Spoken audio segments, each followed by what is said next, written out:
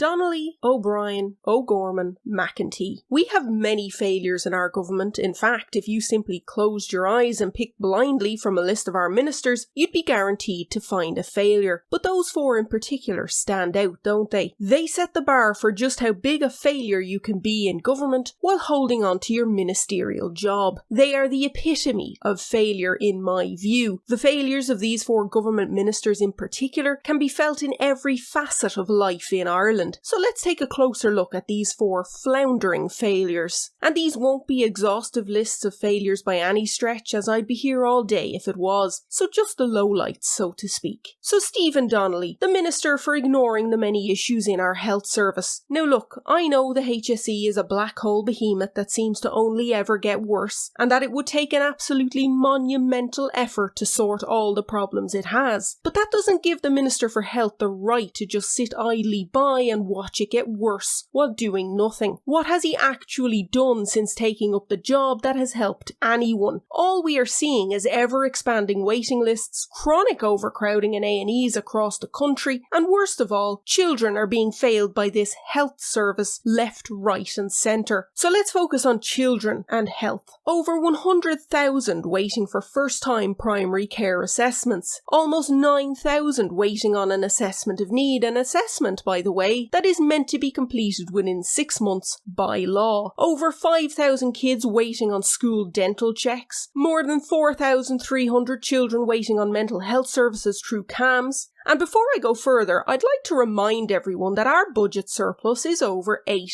billion and has been since 2022. €8 billion and one of the best funded health services in the world. Yet we have figures like that on various waiting lists. And I haven't even mentioned the other black hole that is the new children's hospital, the ever increasing cost of which is now threatening to derail other HSE services. Nor have I mentioned the spinal surgeries fiasco. I mean, where do you even begin with that one? It's just horrific from start to finish. Simon Harris promised no child would wait more than 4 months for surgery. That was back in 2017. And yet here we are. Here we are with distraught parents forced to share their stories online to try to put pressure on our government to step in and to help their children. That's where we are in Ireland right now. Children in agony and desperate parents having to go public with their suffering. It makes me sick to my stomach. These families and children have a right to dignity and privacy, and yet the only way they can move things along is to forego that in order to shame Stephen Donnelly and the HSE into doing what they're supposed to do. And even when the government do something decent, they make an absolute balls of it. In 2022, Stephen Donnelly allocated €19 million with the express aim of reducing waiting times for spinal surgeries. And now we find out that most of that money was spent far more broadly throughout CHI. Worse still is that parents flagged this very early on. They could see the red flags and could tell this money was not being used for its intended purpose. And they were ignored, because of course they were. Donnelly finally gets the HSE to audit how this money was spent in February of this year, almost 2 years later. It goes without saying that there needs to be accountability here. Heads need to roll. Those who directed that money elsewhere should be held accountable, and so should Stephen Donnelly. It is simply not good enough to ignore the problem for so long. Beyond useless as Minister for Health in my opinion, just like his predecessors. And so we move on to the next failure, Minister for Homelessness Darragh O'Brien. Or should I now say the Minister for Normalising Homelessness. Each month the figures get released with records broken more often than not, and no hard questions are asked of the Minister by our media. Nope, it's just an article relaying the stats, and on we go to the next story. Homelessness has been normalised under this government, and Darragh O'Brien gets away with it. Absolutely sickening. Has he even bothered commenting on the deaths of 2 homeless men in the Grand Canal last week, by the way? Because I haven't heard a peep from him, or anyone else from government for that matter. Maybe I just missed it. Or maybe they just don't give a damn, because commenting on it draws attention to their failures. We've seen Darragh O'Brien fail to meet social housing targets even after they've been revised down. Only 158 new social housing units were built in the first 3 months of this year, for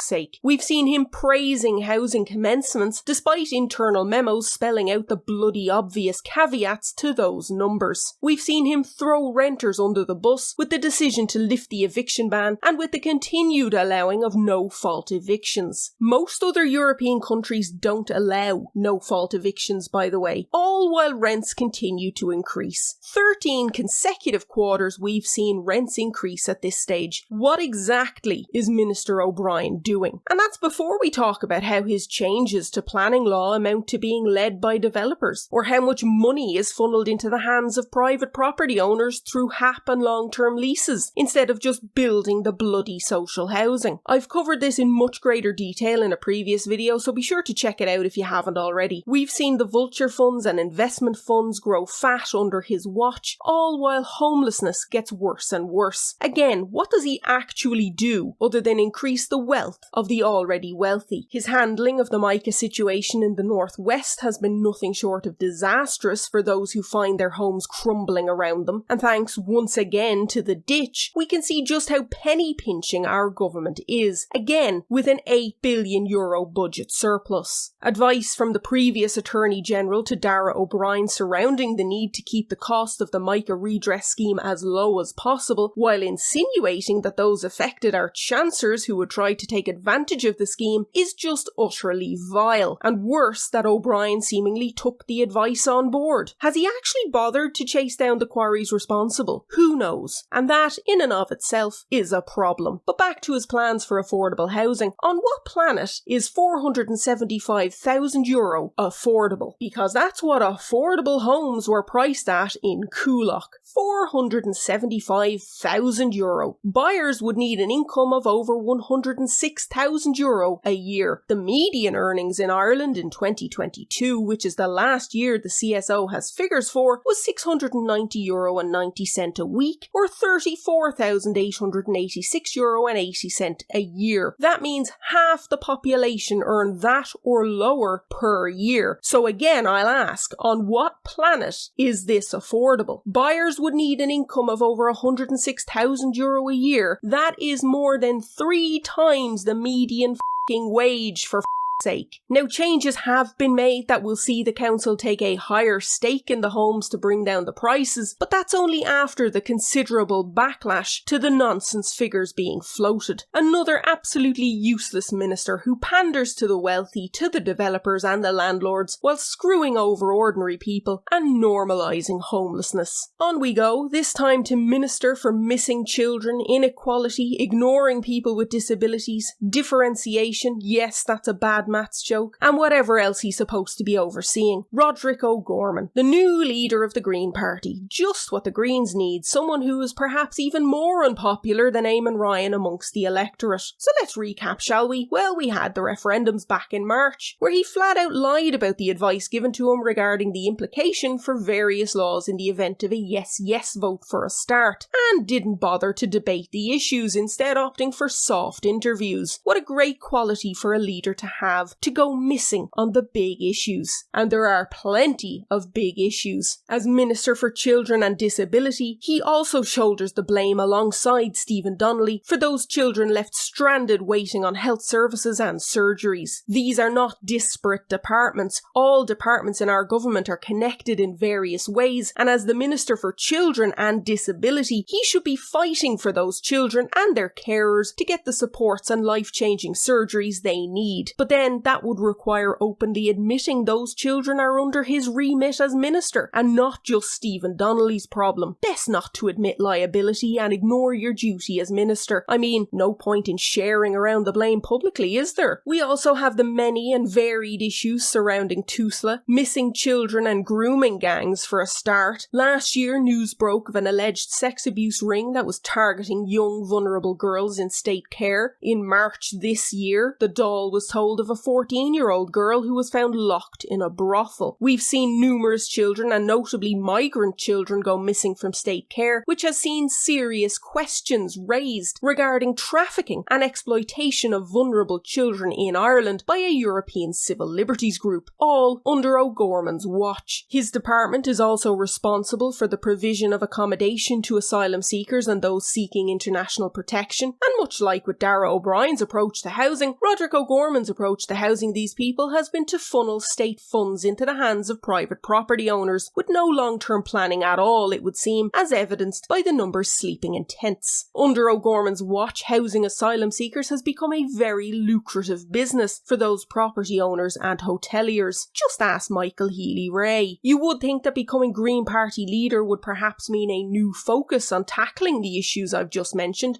to lead by example and get his department in order. But no, instead a priority for him is to get the hate speech bill enacted, because that's more important than missing children or children being exploited or children being neglected by the HSE, or addressing the concerns surrounding where to house the ever-increasing numbers of asylum seekers during a housing crisis. So yet another absolutely useless minister, this time one who has failed upwards into a party leadership role. And last but not least, we have Minister for Injustice Helen McEntee. Under her watch as minister, we've seen a significant increase in violent crimes. Assaults, especially in our nation's capital, are becoming a regular occurrence at this stage, and a feeling of lawlessness has taken hold. We've seen tourists attacked and even killed as Gardaí struggle to police the streets with dwindling numbers that are continuing to fall despite recruitment efforts. We've seen McEntee undermined publicly by Taoiseach Micheál Martin over immigration numbers, which I've covered in detail in a previous video, and Fianna Fáil TDs are now banding together to highlight crime on public transport, which, considering Fianna Fáil are in coalition with Helen McEntee's Fine Gael, can only be seen as another example of Fianna Fáil undermining McEntee, while also conveniently ignoring that they're also in government. We've seen pathetic sentencing of violent criminals under her watch, while prisons are seeing unsustainable levels of overcrowding. While McEntee is considering whether to build a new prison, the Prison Officers Association have basically said they don't believe her, and that her plans to deal with overcrowding are on repeat, with nothing actually happening. €8 billion surplus. Quite clearly more prisons need to be built, and minimum sentencing for violent crimes needs to be set out to sidestep those judges who tend to be more lenient when it is uncalled for. Looking, of course, at Martin Nolan here. So violence, fewer guards, and no prison spaces. Wonderful. Oh, and it was Simon Harris, not Helen McEntee, who said he will immediately convene a Dublin City task force to tackle violence. What a way to undermine your own minister. That sort of announcement should come from the Department of Justice, not a Taoiseach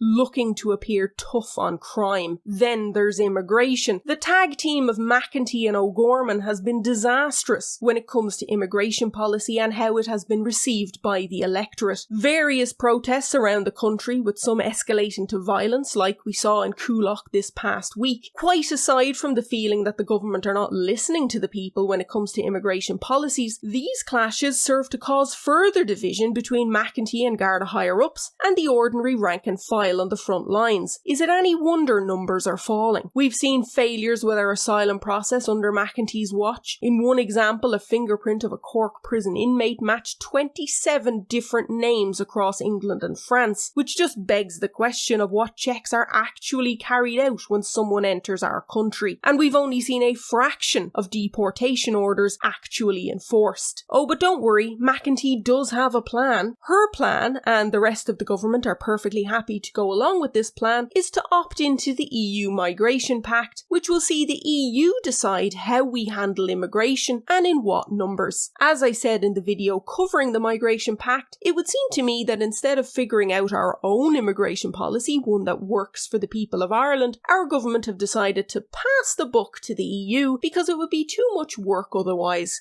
much easier to be just told what to do. And as a quick aside here, I would like to add a quick correction to my video on the EU Migration Pact. I addressed this mistake in a post on the community tab of my channel and also in both the description and pinned comment of that video, but I want to clarify it here too. The headline 30,000 figure will be the minimum for the whole of the EU, not just Ireland. I misread the pact and took it as the minimum each country would have to take. Instead, it is the minimum that will be taken from a country that is taking in a lot of migrants and distributed amongst the rest of the EU countries who have entered the pact. However, we are still on track to take in around 30,000 asylum seekers this year, according to our government's own estimates. And when this pact comes into play, we will obviously have the extra from that on top. Once again, I would like to apologise for the confusion. It is never my intention to put out false information. Anyway, back to McEntee. So failing on a lot of things, and while she was failing on these issues, she focused on the hate speech bill. Now, Simon Harris still wants to see this bill enacted before the next general election, and the Department of Justice have said the bill is a priority for Minister McEntee. However, the bill has now been delayed until autumn, and if rumblings of a general election before the end of the year do come to pass, well, it seems like this is another failure for McEntee, as doubts grow it will be passed in time. Not that many people will be upset about this particular, and as of right now, potential failure, mind you. I, for one, will be quite happy to see the back of this utterly Orwellian and backwards bill, but it would still be a failure for McEntee herself. All that time and effort defending the bill will ultimately be wasted if it does not get passed. Just think of all that time she could have spent addressing the tangible and blatant issues that fall under her remit instead. So another failure of a minister to add to the collection. As I said, there are many more than just these four, but they certainly do their best to stand out from the crowd, don't they? All utter failures in my view, and getting worse by the day, and all earning a pretty penny at our expense. As a millennial who has only really gotten invested into politics in the last decade or so, I do have to wonder at what level of failure would actually see a minister sacked, never mind actually bring down a government. After the financial crash, there seems to be a brazenness to politics and politicians that maybe wasn't there before, and our current crop just seem to be made of Teflon. It doesn't seem to matter what scandals fall on their doorstep, it doesn't stick, and they just carry on regardless with zero accountability. Am I mad? Was there ever a time when politicians were held accountable? As I've said multiple times on this channel at this stage, it will be up to us to bring that accountability at the ballot box the next chance we get, by not giving these chancers a single preference. So what do you think? Are these the four worst failures, or do you have your own nominee to add to the list? Is there any minister that is actually doing a good job, or is it just shite all the way down? Let me know in the comments below. Don't forget to like, share, subscribe and hit that bell icon to be notified of new content. If you want to support the channel, you can buy me a coffee or a super thanks, which is greatly appreciated, and a huge thank you to those of you that already have. You can also follow me on Twitter. Until next time, slán go fóill.